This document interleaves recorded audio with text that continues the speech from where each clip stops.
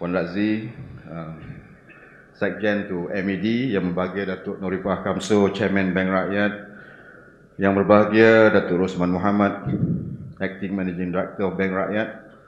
InsyaAllah, subject to further due diligence and observing corporate governance, we'll get to what we're supposed to be doing in terms of trying to complete the team to manage Bank Rakyat.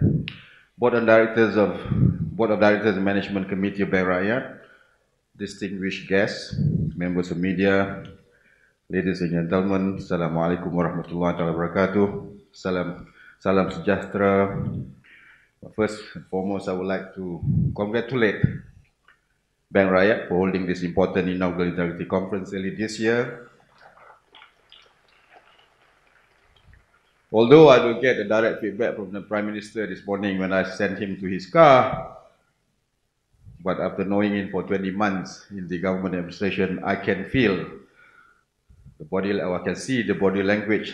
He's indeed pleased with what we are doing today, and hope we sustain what we have set out to do and try to improve our governance, in trying to become, hopefully, I told Norifah to change the name to your sustainable bank of choice, and I think she will do it soon. Bank of choice is also narrated, or in some other banks' caption, I believe. So we must put in, since we have started, we launched it a few weeks ago, as sustainable, with the sustainable goals that we want to be a party with, and hopefully by having that name, we are become more visible, or we are giving the right optics to the stakeholders and to the beneficiaries. It is indeed timely that Malaysians take some time today to share and exchange our perspective on transparency, integrity, corporate governance, and these are current issues which has been bedeviled, as Prime Minister said, in a different language, has bedeviled Malaysia over the last few years, in which the new government is working very hard to rectify and make it right. Now, as a Minister in charge of Bank Rakyat, I would like to extend my very warm welcome to all of our panelists and speakers who have kindly accepted the invitation to participate. Indeed, in fact, some of them already started the session this morning before the arrival of Yang Amat Berhormat Tun Dr. Mahathir. The presence today of so many leading organizations and policymakers and experts demonstrate the strength of our shared commitment to fight corruption and promote a new culture of integrity. Ladies and gentlemen, some people may question, why is it Bank Rakyat organizing an integrity conference? These are many reasons. Why not? At least, or the least, the bank's serious commitment under MED to cultivate a good governance culture among the bank's employees. This in turn will help to improve work processes and enhance openness and transparency in our bank's operation. I would also like to underscore the not so well-known fact that Bank Rakyat is the first bank in Malaysia to establish a corporate integrity department. Is that a claim or is that true, Datuk Norifah? It's true, he said. It's not one of, but the first. Now, through this initiative, a special officer from MACC has already been assigned to the bank to monitor and report on integrity practices within the bank. Various programs, as we know, have also been conducted by the bank to cultivate a good governance culture in Malaysia, including its recent collaboration with the Sarawak Islamic Council to implement the financial integrity program for mosque or Pink Masjid in Sarawak. We may feel when you talk about masjid, it's insignificant. But we start with small, we want to integrate, or rather we want to inculcate this value which we've been taught when we were small but never been practiced because we take things for granted. The theme of the forum that we have heard this morning, or you will continue to be engaged in the discussion in installation of reforms in the new Malaysia fits well with the Pakatan Harapan government commitment to usher in a new era of strong governance and integrity in our ecosystem and to get rid of corrupt practices and abuses of power. Moving forward, we have developed, as you know, the NACP, which is the National Anti-Corruption Plan, launched by the Prime Minister to protect the rights of the people, to stop leakages of public funds, to strengthen our national security, and to spur economic growth.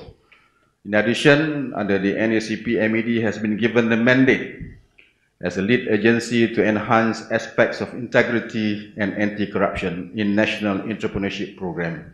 In this regard, MED, through its agency, particularly BPKU, that supervise contractors, InScan, IKM, and Tekun, have introduced integrity modules in all its entrepreneurship training programs. In the long run, this integrity module will be made compulsory not only by MED, but all agencies and ministries in Malaysia. I was just talking to Datuk Noripah this morning. For the case of Bank Rakyat, you want to show some leading example. Maybe we can start all employees to sign a couple of forms. For example, conflict of interest policy, business ethic policy. And the two examples that actually demonstrate that we are serious about it and we are bound by the law or by the rules and regulation that's been enforced by the government. Now, not only that, the government has also listed integrity and governance as one of the 15 guiding principles which represent the foundation that will drive the nation to achieve the Shared Prosperity Vision 2030. The aspiration of this principle is to combat corruption and optimize government resources toward achieving the targets set under the SPV, namely to make Malaysia a united, prosperous, and dignified nation where all the rakyat will be able to enjoy a decent standard of living by 2030. And it was mentioned specifically, and the SPV is basically to narrow the gap between the rich and poor, to narrow the gap between the districts, between urban and suburban and the rural areas. And in this regard, the government is committed to strengthen political stability, enhance the nation's prosperity, and unite the rakyat, celebrating ethnic and cultural diversity as the foundation of the nation state. The aspiration of the integrity and good governance in SPV 2030 is in line with our own NEP 2030 or DKN 2030 launched last year in July, which is aimed at building a comprehensive entrepreneurship ecosystem.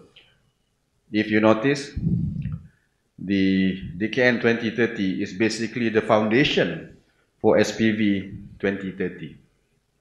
Now, among the strategies highlighted in our DKN 2030 is to promote good governance that include enhancing IT-based procedures for business registration, reporting, and monitoring. To ensure procedures are applied in a uniform manner to avoid corrupt behavior, favoritism, and nepotism, and of course to promote understanding and increase access to information on business procedures, laws and regulation to improve compliance. Now, recent corruption scandals in the private and public sectors have contributed strongly to the erosion of public trust in business, government, public institutions, and the media. And I think towards, or rather in a very significant context is also, it has reduced some form of confidence for foreign direct investment. This erosion of trust is the ideal setting when populism, protectionism, and exclusive nationalism can grow if left unchecked. We need to reverse these trends, and we are reversing it. We are serious about reversing it. We need to restore the trust of our citizens in the government, in our democracy, and in the ability of global integration and openness to improve life for the better. When I talk about seriousness, as a member of government, there are cries that we are not moving things as fast. People say economy is not looking good, but we are doing it the right way. It takes time for us to make a decision, or at least to get people to understand why we make that decision. There are promises that we made. We are trying to deliver the best that we can, and we hope this will help people to understand the government will continue to improve if we need to refine if we need to, the previous policies set by the previous government. Today, we are managing the same people with different expectation. The people threw away the previous government with expectation that they could live better. And we are doing just that right now. And I think for the year 2020, it's not an overstatement, but I think the economy will get better, inshallah. Ladies and gentlemen, combating corruption is one of the activity, or rather one of our strong focus right now, while we try to execute our policy, while we want to implement projects in our effort to beat people's expectation. And today, I must say, on records, we are heading in the right direction, and we can see, as what Tun Dr. Mahathir said, we don't see corrupt practices. We don't see, when we make decisions, governance are not followed. We don't see, there are, as I said, pot shots, there are criticism from the detractors, but we believe, we are confident, we can give the confidence back to the people that the economy, or rather the development of the country, is in the right track. The effective adoption of good corporate governance best practices has the twin effects of improving both short-term and long-term corporate performance.